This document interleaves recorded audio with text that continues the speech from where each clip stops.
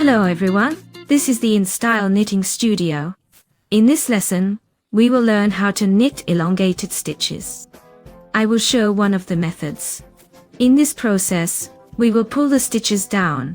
For simplicity, I have cast on 15 chain stitches and 2 rows of single crochet.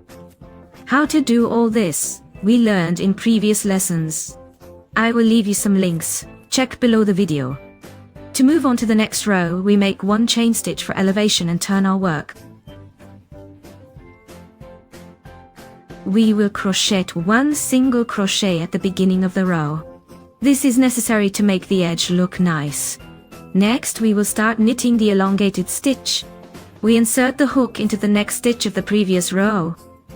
We grab the working yarn and pull it through. We have 2 stitches on the hook. Then, using the thumb of the left hand, we hold the working yarn from below, like this, and press the thumb to the front side of the fabric. Next, we insert the hook into that same stitch. Grab the working yarn and pull it through, remove the thumb.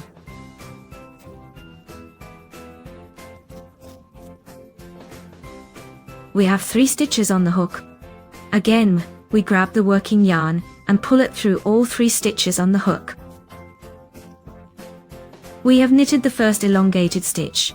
Let's continue the same way. We insert the hook into the next stitch of the previous row. We pull the working yarn. We have 2 stitches on the hook. Using the thumb of the left hand, we grab our working yarn and press it against the fabric, like this. Next, we insert the hook into that same stitch. Grab the working yarn and pull it through. We have 3 stitches on the hook. Again, grabbing the yarn, we pull them through in one go. We have knitted the second elongated stitch. Let's continue. We insert the hook into the next stitch of the previous row, pull the working yarn. We grab the working yarn with our thumb and press it to the front side. We insert the hook into the same stitch. We pull the working yarn through the hook for 3 stitches.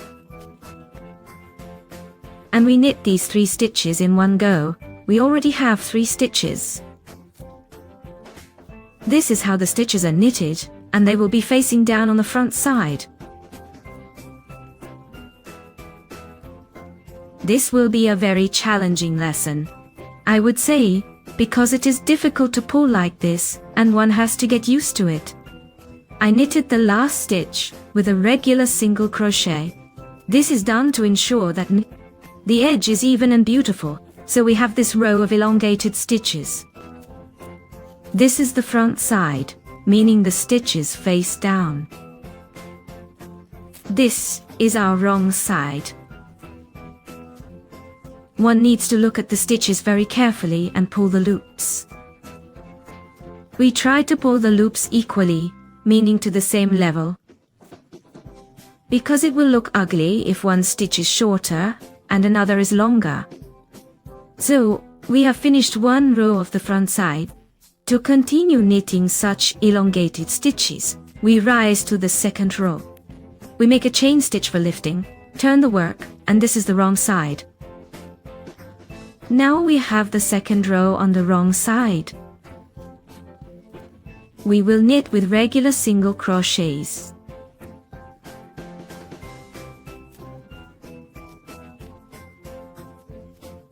We are back on the front side. Again, we make these elongated stitches. I knit the first stitch with a regular single crochet. Then I begin to knit the elongated stitches in the same manner. We insert the hook into the next stitch, pulling the working yarn. Next, we use our thumb to catch the yarn, pressing it to the fabric, and we insert the hook into the same stitch. We pull the working yarn, and we take out our thumb. There are 3 stitches on the hook. We knit the 3 stitches together in one go. Here is our first elongated stitch. It is already above, and we continue. We also insert the hook into the next stitch. Pulling the working yarn, we catch the yarn with our thumb. we try to pull it to the same level as the previous stitch. We insert the hook. We pull the working yarn and knit 3 stitches together. This is how we will continue to knit. So, we end up knitting these elongated stitches on the front side of the fabric. And on the back side, we knit a row of single crochets. Thus, we get all our rows. We will knit with elongated stitches, while all even rows will be with regular single crochets.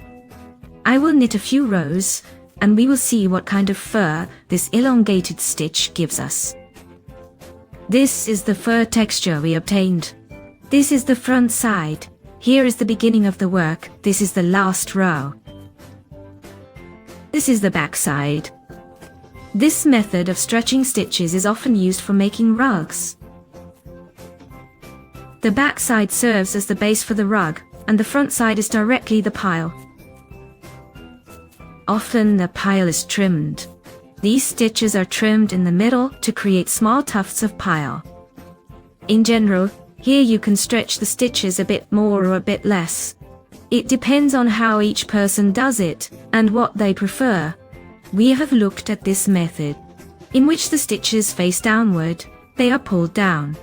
Thus, we stretch the stitches on the front side, and the back side is knitted with single crochets.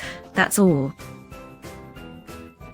If you found the lesson helpful, like, subscribe, and see you in the next session. Bye bye.